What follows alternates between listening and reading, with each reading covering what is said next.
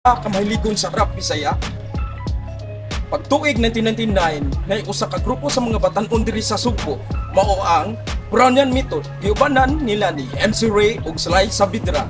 Welcome sa Bisaya Libay. Ato manyabi ug manyamat karon ang usa sa ila nga godfather ug rap Bisaya nga si MC Ray. Yeah, tana ato atoon. Messiah Nearby. Messiah Nearby. MC Ray in the house. Sa mga bagong tubo karon, kubaw na mo kung kinsa ang kinaunhan o kinsa nagsakripisyo aning rap Bisaya sa una. Mao ni atong godfather of rap Bisaya, MC Ray. Idol MC Ray kanang unsay gikabisihan mo karon? Bakay kuan pa kanta o negosyo o unsa ba na kay pag-event? Karon jud nga panahon na double time of effort yun po. Double yun ang panig-among plato kaya daghan mo kay tag mga curricular activities nga ihimo ron. Actually kaning usa dili ato ni mention mo na usa sa akong mga ikabisihan ron. Kaning usa nako ka taas nako mga isod ko aning batanga. Ikaduha kaning akong pagka composer sa Singgol na ang kinil pinakaroon barangay eleksyon na magpabuhat so busy man ta hindi lang kay barangay eleksyon na kundi nasyonal hindi lain sad kini mga commercial kini mga nagtiyag mga tindahan nagtiyag mga products O sa wala pa nakapahimo dag jingle na si MC Ray Brownian Records Production quality o operator kay affordable kay ang mga jingle mga idol. so mao na pa mo na atong ikaduhang kabisihan ang pagbuhat ana ikatulo is grabe kay kabisi kay tungod kay ang atong pagka-event organizer naaman pirmi naaman gyud ang atong gipang serbisyuhan dia kabisayaan ug Mindanao naghatag magutag mga talent diha nag-provide magutag mga corporate events diha so mao gyud atong gikabisihan no so kaluoy sa Dios ang ako ra yung gipangaya gyud kanang always good health lang gyud ta nga mo kumbate ta hantod sa katapusan ng tuig sa 2023 hantod ato na pong harapon ang laing tuig ato na pong atubangon nga makigbugno pud sa mga challenges nga ihatag nato sa Ginoo. So ani man ko nang nahitabo ron kay tulo ka buok ang akong obligasyon nga ang usa din ako pwede i-mention bawal pa man. So mo di kaduha ang mga pagbuhat og mga record sa jingle. Ikatulo mao kini ang pag-event organize sa Bisaya. O naamo ko tay mga schedule pagyapon. Sige gihapon ta. Mao gyud atong tirada. Although di kani na makaya sa tulo pero kaya na to na. Kay daghan man tag manpower. Daghan man tag mga tao. Para may mga take over na to nga ipang tudloan na to mo ni buhaton, mo ni imong buhaton para mapadayon na to atong gusto nga angay pagabuhaton kay musod gani ta ani servisyo magyapon ni servisyo gyapon ni mo nang karon ako lang gihangyo tong ubang mga katawhan diha nga labi na katong mga talent nga sa pag-rap wala magpumingon nila nga sundong ba ako i-idolize ko wala sa kumuingon nga ako mo'y kanang sikat o agay pagatagyon Mga idol, inani jud kahambol ni atong godfather of Bisaya sa una pa hantod karon. Yan ang humble jud siya. Di ka kita post sa yang Facebook nga mao ni siya kinunon nga rapper diri sa Bisaya sa Mindanao. Kami lang nga mo ingon niya kay Silvi, siya mo gyamahan gyud tinuod sa rap Bisaya. Sa tinuod lang yun wala gyud na ako na i-feel kay gibaw ka ang ako lang gusto gyud na kung unsay naa nga talent nga gihatag mo just respect.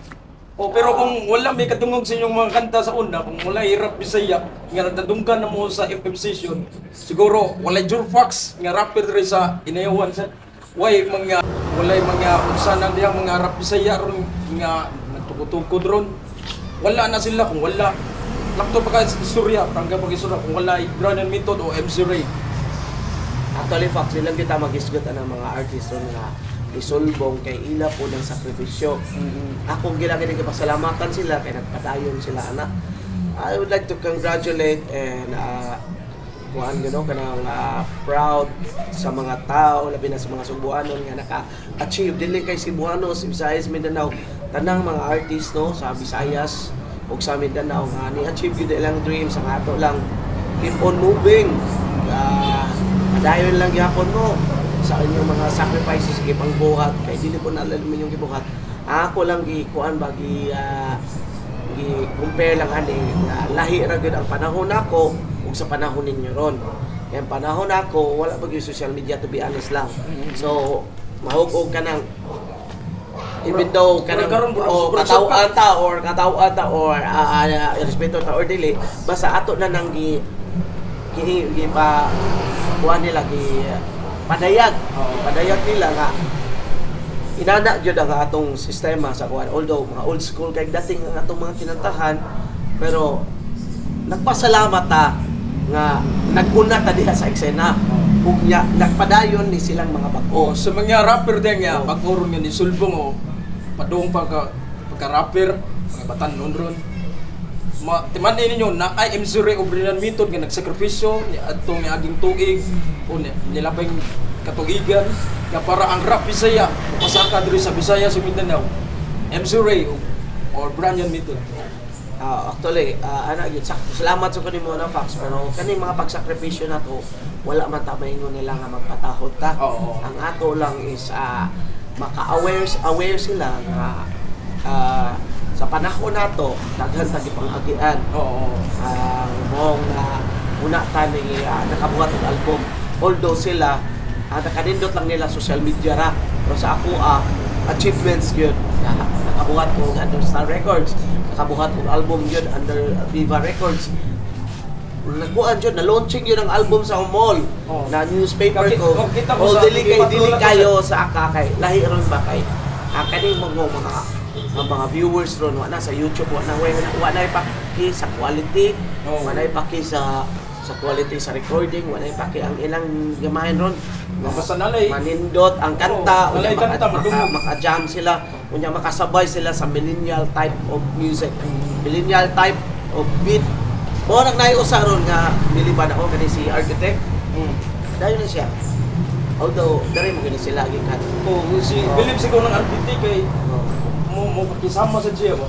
Mao gina sila. Napay daghang mga maayo dere ron. Speaking of maayo, mga idol, ako lang tuan ninyo karon jud ninyo makita kaya naa sa kutubangan si Idol MC Ray. Gawa sa iyang pagka-rapper, matinabangon sa siya. Dili na siya mag-post sa social media nga mao na yan natanabangan kay mismo iya ko gitabagan nga Joe Fox ang bihambol lang yun nga kinang naadjud ka ay mong tiil na sa yuta. Mao na nga isuri nga dili na ko makalimtan nandun karon ni MC Ray. Nakoy trivia ninyo guys, sukat sa una katong dili pa kami suod. Katong ngay kay pagkong basura anto nag-drive ko tricycle iya to gitabangan. Gitabangan ko sa mga tambag o bisag unsa bahin sa mga music. Mga antud karon nga nagpabilin ka pung Joe Fox bisan iigo ko sa mga pagsuway nga niabot sa akong kinabuhi. Naagyapon sa MC Ray, nitabang na ako. Mga to, proud kay ko sa akong kagalingon nga sa una ang akong paminahon, akong matanaw sa newspaper, karon nakita na nako ug nakaistorya na nako.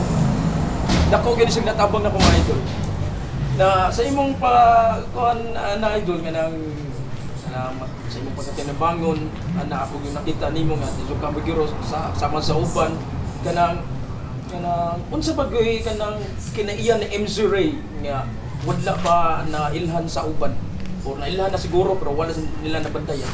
Actually, kinaiya gid ako makaprangka ko. Kunya ako sa pagtagal sa katao punto por punto. Although di man ko perfecto magkatao, masayop man sa ko. Pero maminaw ko sa tagsa-tagsa ka tao. Dili kay ingon akong kaugalingon akong paminaw kung dili ano sa katao nga akong istorya. Kung sakto siya sa iyang organan, ako di ako sa kadangkon mo nang dili lisod kay ko pakikita og lalis kay ano. We just ride ma. Kunya kung dili siya ka sakay sa akong advice, dili man sa kumamugos niya. Sa ako gi-advise na ko siya for good. Kung dili niya ikalipay, wala tay mahimohan na. Basta ako alang padayon lang gihapon nga importante man gyud kay ron ang imong kaayo gyud ba kindness. Wala ko nag-mind anang kung naay ba after na ko or wala. Kay bawo ka kita ang pagkatao sa kalibutan ng lumalamay ka. Wa na ni pas na ni mo matiningog ko nimo bisag unsa pagkakasikat pas gyapon ka. Bisag unsa pagkakapiskay someday you'll be weak. So, mo Proud kay ko nimo dun, proud kay ko nimo dun. Oh, mga idol kato si MC Ray, inani ko siya kahambol. Inani ko sa pamsanon, di ko siya para sa upan awa niya sinina. Simpura sa kasandan, burara ka ng rato ka. Kanang tanaw ninyo nga, komedyante kasandan, pero deep inside lang yun. Kung ano siya, kanang prangka, kanang matinabangon, o kanang dili siya istrikto, mabibihon siya. Nagkagay salamat Chor Fox TV no nya. Magpasalamat sa gyud dako kaayo sa kayayunan nga gihatag niyo nako diri. Nga bisan og kini siya dili pa kay antong sikat nga social media pero mao po ni maghatag nato padayong kahayag pag-usbong sa umaabot nga panahon, sa umaabot nga mga adlaw. Kaya nagatuo ako kining Chor Fox TV. Daghang yung mo subscribe, daghang mo watch ani sa umaabot kay ano nagtug-an man sa tinuod nga kayuhan. Maraming salamat din. Nagtug-an sa tinuod nga kayuhan niya. Kining inanisan, kining TV hagin, puro natural ni, wa ni sagol nga chemical. TV ra ni nga himo ra ni siyang i-jam ra, i-ride with the flow ra. Jam ra ka diha, wa kay pake sa imong unsa pa ka diha imong mabuhat diha. Tan-aw lang ka, focus ka diha. Dili ni panindotay, nato tinud-anay ni. Hindi panindotay pero tinud-anay ni unsay mga realidad sa kinabuhi ni nahitabo nato mao ning naa aning TV ha. So pasalamat sa kay koning TV ha. Mausa ko sa mga na-expose dinhi. Someday maka-istorya ko ninyo. Hindi na mo mag duha-duha na ko kay bawo ko. Kay bawo mo nga inyo kung suwayan kung tinuod ba niyang isulti. Tinuod niyang isulti 100%. Maayo ta doula ko ninyo anytime istorya ta regarding sa mga inana na sitwasyon na about wrap up islipan na atay i-share anak. Tinuod yun na mga idol. Sa una, bitaw, nagduduha ko basin kuan siya, anak. Sa tinuod yun ang giingon. Imong suwayan para imong mailhan. Pagduon ako niya, ato joke lang, sige, ako di mga na. Ako sige kuan, kung unsa akong kuan, panginabuhin ako sa una. Kung ano, sa pagduduha, itabang siya nako sa advice, kung siya buhaton, about music, kung sa mga kuan. Mutambag siya nako, aware na sa mga away-away, sa mga gubot-gubot, kay usa ka artist. Mao sa na akong gi-share karon sa akong gipang-manage sa mga artist nga. Once nga na artist ka, ayaw likay ng mga gubot-gubot kay mabadriko ka. Mao yun na daghan kong nakatundan ni MC Ray. O sa mga idol,